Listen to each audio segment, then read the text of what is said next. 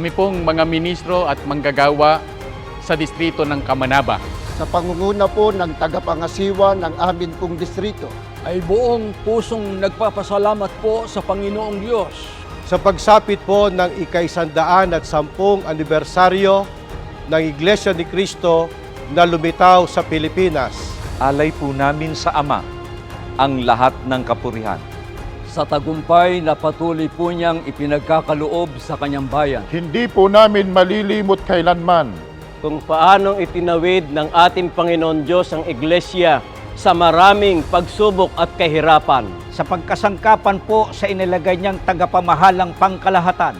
Inaruga, minahal po at ipinagmalasakit ang mga kapatid. Kaya naman sa paggunita po sa karawan ng Iglesia ni Cristo, Nagpupuri po kami sa Panginoon Diyos at maging sa ating Panginoong Hesukristo.